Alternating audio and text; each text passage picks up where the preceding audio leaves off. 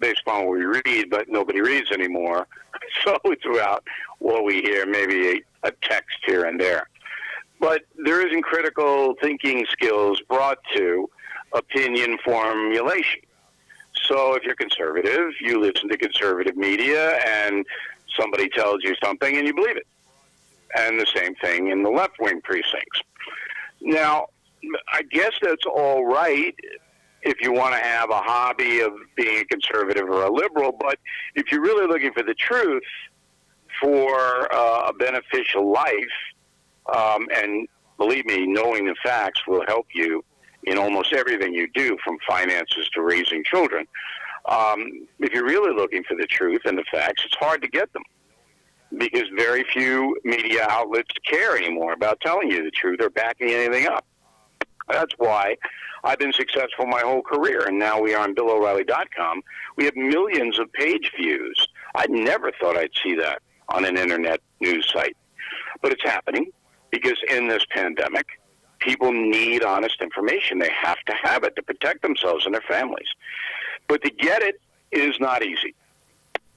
Early in my life, I got to look at television, and LBJ was on the screen. And there were 3 televisions in his office. And it dawned on me, wow, he's watching all 3 newscasts to find out what's what and how. Is that old methodology obsolete?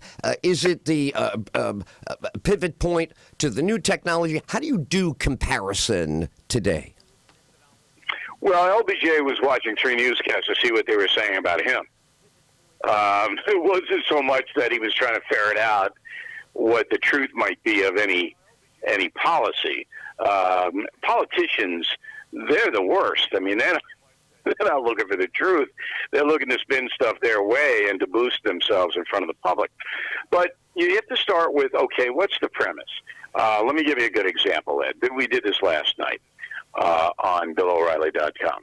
It was my lead story. So in November, there was a report issued by a private think tank in Washington that said the United States of America was not prepared for a pandemic. All right, that came out November 20th. Had 3 names on it. A guy named Morrison, a doctor's name escapes me at the moment, and former Republican senator from New Hampshire, Kelly Ayotte. 2 years it took them to compile the information that they had. I never heard about that report. Did you ever hear about it? Not word one. It would have been explosive. Okay. Would have been explosive. Right. So no one heard about this before the pandemic hit, and even after it hit. The only exposition of this 2-year study was on Frontline on PBS.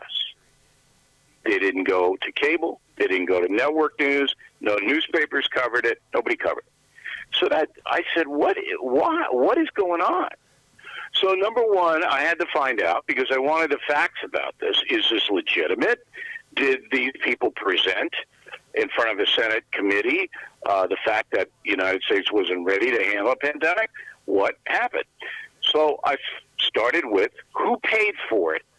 That's where you always start. Who is trying to get the information? And 2 people primarily paid for it. The Pritzker Foundation, and if that name's familiar, J.B. Pritzker is the governor of Illinois, Right. who hates Trump. Mm-hmm. Hates him. Okay. And Bill Gates. Bill Gates, his foundation, paid for the report. Now, both of those guys, your eyes then go open, right? Right. Okay. So now we got the Pritzkers, who don't like Trump, and Gates, who's all over the place, and yesterday said that, well, don't worry about the World Health Organization. They're pretty good, and China didn't do anything wrong. So now, all of a sudden, this 2-year report is suspect, right? Because of the people who funded it. Right. And what their belief system is. That's how you gather facts, Ed. Bill, that's how you know. May I? These are so important. Number one, there was a video of Gates circulating. And to your point, no exposition, no reporting. No reporting on it. They kept using a clip in his beautiful sweater, using the word pandemic, but they would not report on it. How tough does their failure make it for a listener right now trying to get this down? How do I do this? They don't bamboozle me. Are they working against people's understanding?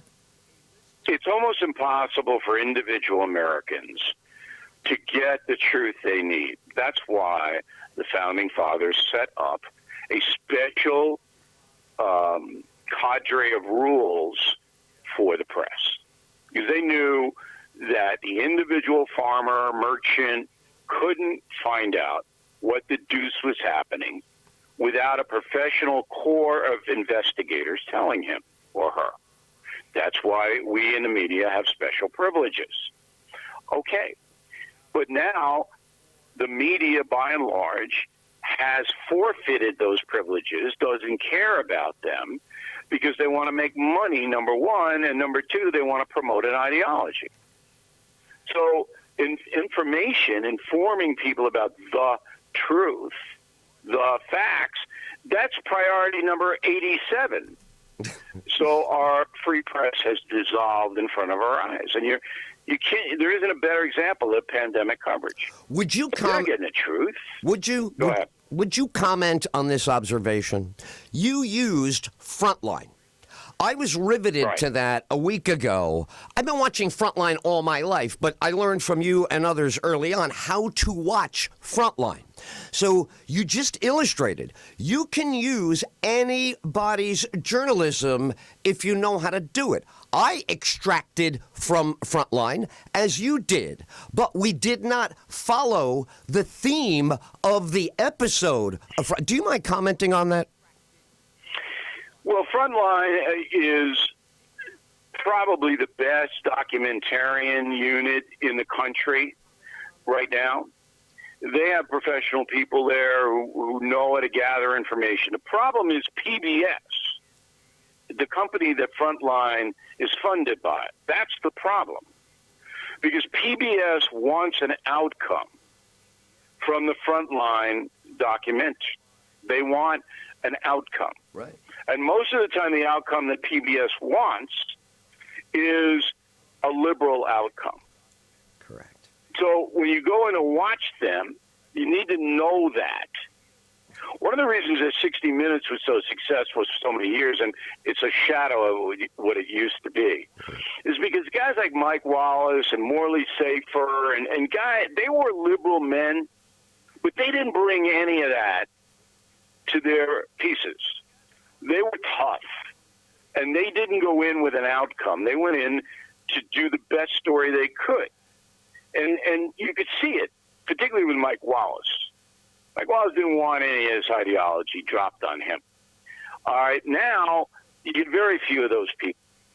So I'll watch Frontline if I'm interested in the topic, but I'll know that PBS wants an outcome from the documentary.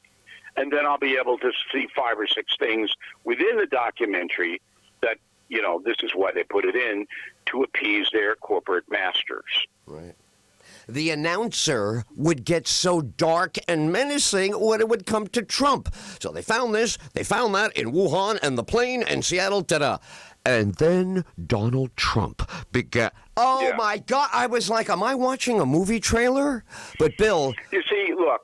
PBS can't get any donations because people send them money. In addition, they get government funding, which is obscene and absurd. Correct. Should never happen. Right. But most of the time, you watch Chuck Berry and the Beatles, and then you send them money, right? You get a little CD. Right. If they say good things about Donald Trump, their audience is going to flee. Correct. Because it's 80, 90% liberal people watching PBS. Look, here's another good example. And this isn't a news show, but it's certainly a show that is based upon the news. Colbert is on CBS Late Night, right? Mm-hmm. So when Colbert took that show over from Letterman, he was a disaster. And he was in 3rd place. Yeah. All right? Mm-hmm. So Stevie Colbert, coming over from Comedy Central, was getting his butt kicked. All right, couldn't get any audience. Correct. So what they decided to do was, we're going to make this a liberal show. We don't want conservatives or traditional people to watch. Nobody's watching anyway.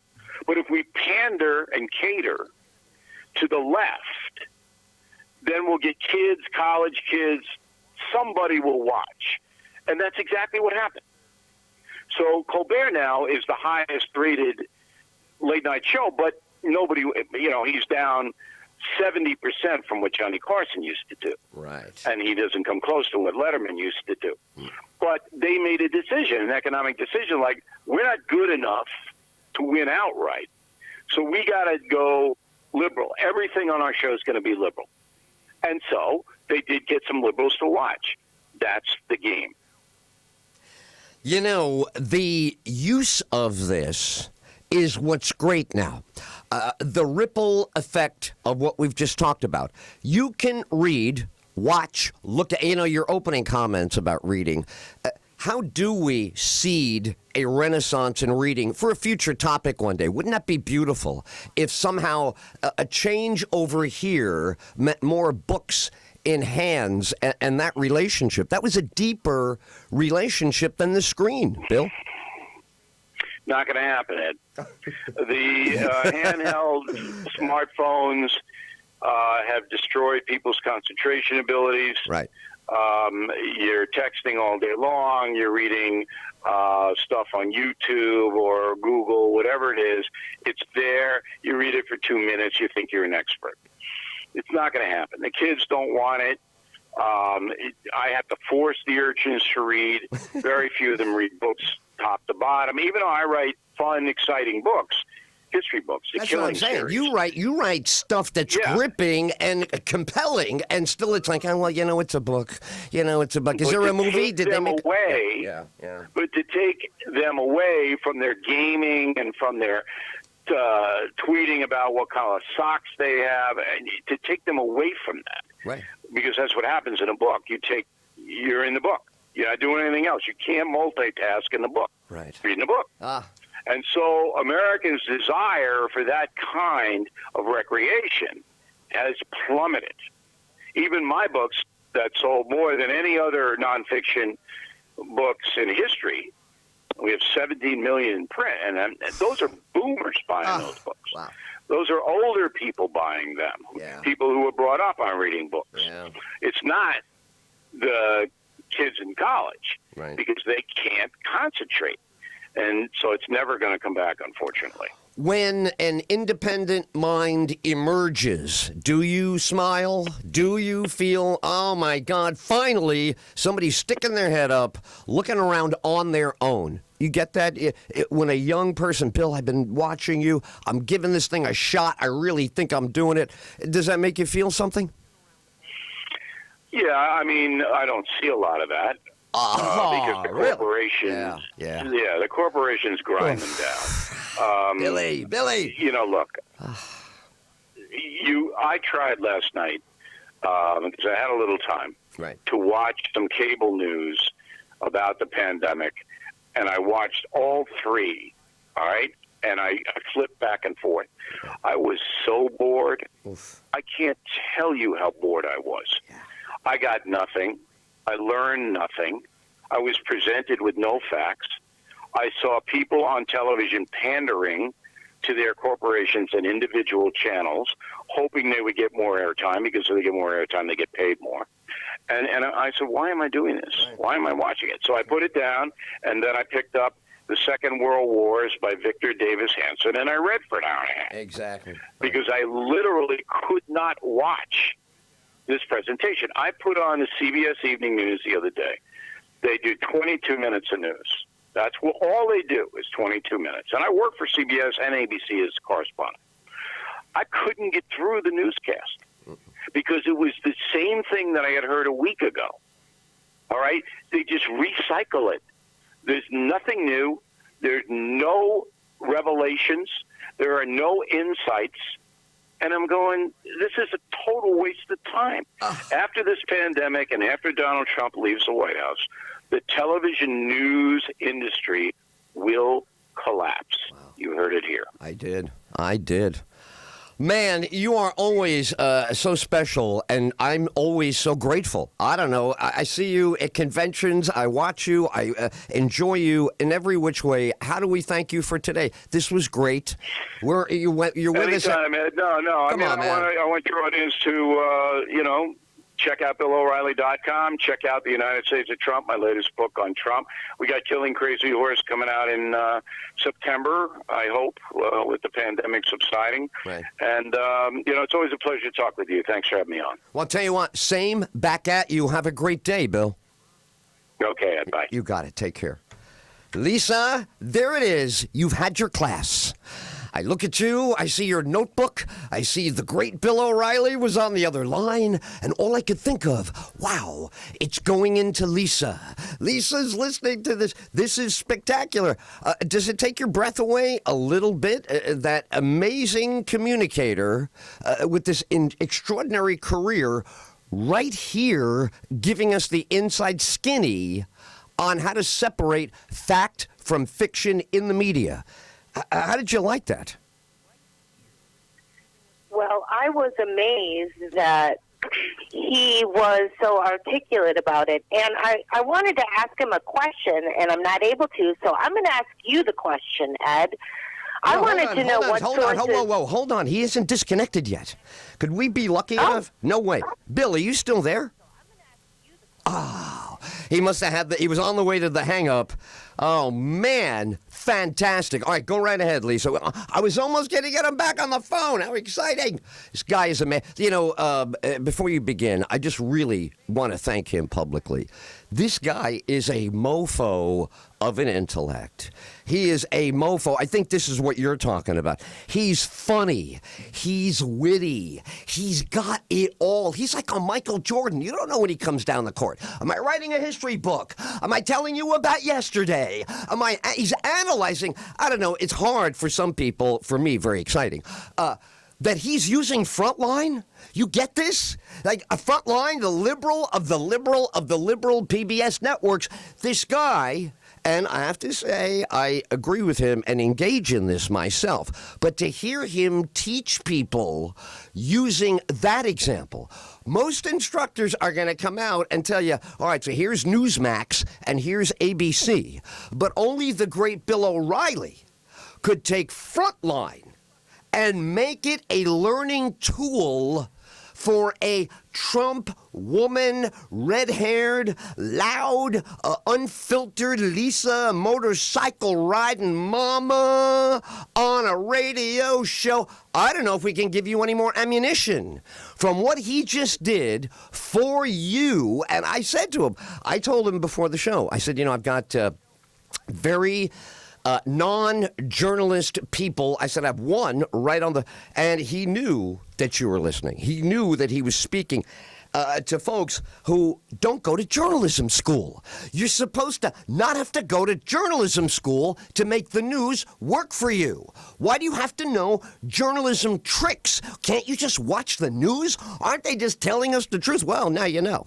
Now you know from the master. All right, so what stood out at you? Go right to the one thing he was talking about that kind of, wow, stuck with you. It was your favorite point. What was it? Well, I found it really interesting that he always goes to a story and then goes behind the story to see where the money is coming from. I love you. I love you. Behind there's your money shot. There's your money shot. You did it. You got it. See, you're a perfect student. That was his point. A big study comes out about COVID. When did it come out? November. Who was the study involving? Bill Gates. What did Bill O'Reilly say? And Lisa learned it. Who paid for the study? Right away. That's what Jim Acosta is supposed to do. That's what, you heard him, that's what Mike Wallace did. I love Mike Wallace. I'm so glad he talked about Mike Wallace, because Mike Wallace is a lot like me. There's a lot of people upset with him. He does things his own way. He's really not interested until he gets the answer. And as soon as he gets the answer, he's like, okay, I gotta go.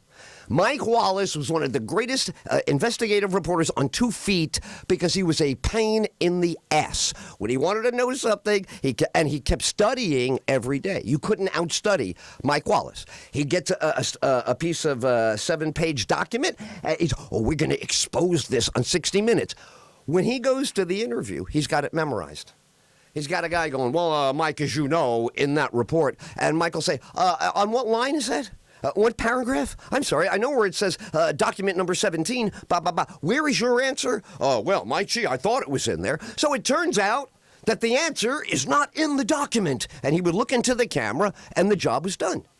Because some guy's trying to BS you. You know, he spilled oil. He polluted a river. He ran over a family of 9 because he forgot to put the brakes in his new car. Some kind of business guy has, crushed the lives of little people, and Mike Wallace was going to find out why. You're going to tell me what you didn't put in the soup that got these kids sick. He was amazing.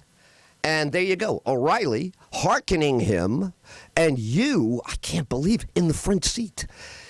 That's where I always sat in class. Whenever I was in a brand new class in college, law school, graduate school, whatever I'm in, always up in the first row. Because I'm not interested in the rest of the class. Surprise, surprise. Surprise, surprise. I don't want to make any new friends. I don't want to look at anybody's notebook. I would like to get everything I could out of that teacher so I could get the hell out of that classroom and go do something. Can you relate to that? Yes, I can relate to that. And, I really agreed with O'Reilly's point that people aren't reading anymore. They just read the headlines and they never dive into the rest of the story and don't get the real facts. And I think that's where so many people are misled into down the rabbit hole of the distruth. Bingo! I would say all the bells went off on the, what's that thing we used to play with in the arcade? Tell me they're not going to make them. Pinball machines. Somebody said they're not going to make them anymore. I said, you're a liar. People want pinball machines now more than ever. There's a pinball shot, Lisa. Great job. Stay right there. Woof! Talking about starting an explosive day at work. We got more. We got a guy coming up at 2 o'clock. Love this guy. I mean, he's, you love people like this because they teach you a lot. I'm not going to join his fan club, obviously. We're opposites in the way we see things. He went out and bought as many URLs, those are domains, website domains, GoDaddy domains, like edtyll.com, FloridaManRadio.com. He went and bought like Trump sucks number 2, Trump sucks really sucks.com. He went and bought 100 URLs is what they're called. I know, I hate all that lingo. Addresses. He bought 100 of them so he could troll and break Trump's balls. That's what he is. He's a professional anti-Trump. You call him a troll, but in my neighborhood, a troll is really the old school word. What are you in old school? You're not come on, troll. I don't know. That's a guy in the sewer. Isn't a sewer with bad hair? That's a troll. No, you're. It's the new world. You should stick with troll. I don't like troll. It's a new word. Got to get with it. This is the Ed Tyll Show. Florida Man Radio. Troll. Got to be a troll. Radio with Justin Clark. If you're struggling to pay all the bills, here's number one thing. Get an